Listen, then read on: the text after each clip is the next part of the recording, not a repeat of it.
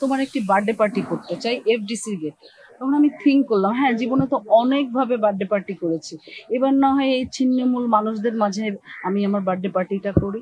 সেভাবেই তার কথায় সায় দেওয়া এবং এখানে আসা। আমার তার প্রতি অনুরোধ থাকবে কিংবা আমার অ্যাডভাইস থাকবে, ও যদি বিভিন্ন গেট আপে বিভিন্ন রূপে দর্শকদের কাছে পৌঁছতে পারে, তাহলে এক একটা ক্যারেক্টার এক একটা রূপে আমার মনে হয় রাসেল মিয়া নেক্সট মান্না ভাই হয়ে যাবে। জিএ তায়েব ভাই বলে গেছে, প্রচারেই প্রসার বাড়ে।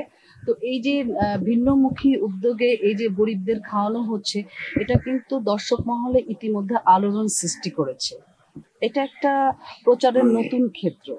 সো এটাও একটা ছবি হিট হওয়ার কিংবা সুপার হিট হওয়ার কিংবা জনগণ হলমুখী হওয়ার একটি ভালো কায়দাও আমরা বলতে পারি। আমার জন্ম কিন্তু এই চলচ্চিত্র অঙ্গনে বেড়ে ওঠা সবকিছু আমার এই ইট পাথর যে তোমরা এফডিসি দেখো এখানে।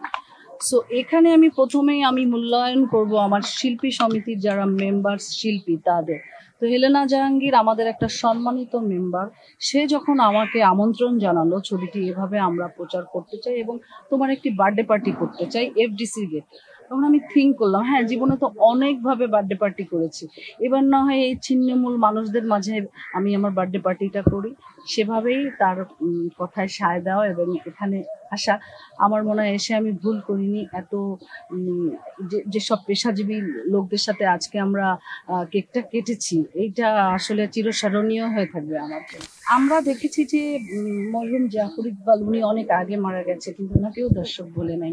মান্না ভাই বলেন, সালমান শাহ বলেন, যারাই আসলে এখন যেটা চলচ্চিত্রে যারা নতুন নায়ক নায়িকা আসে, তাদের তাদের ক্ষেত্রে আমরা যেটা দেখি যে হাতে গোনা 3-4টা মুভি করে তারা কিন্তু তাদের বেসিক যে মূল জায়গাটা ভুলে যায়। তারা ভুলে যায় যে আমি যে আমার জন্ম কোথায় এবং আমার বেড়ে ওঠার ক্ষেত্রে আমার সৃষ্টি কোথায়, সৃষ্টিশীল কাজের প্রতি তাদের যে ডিসরেসপেক্টটা এখনকার ছেলে মেয়েদের মধ্যে আমরা আমাদের হারিয়ে গেল।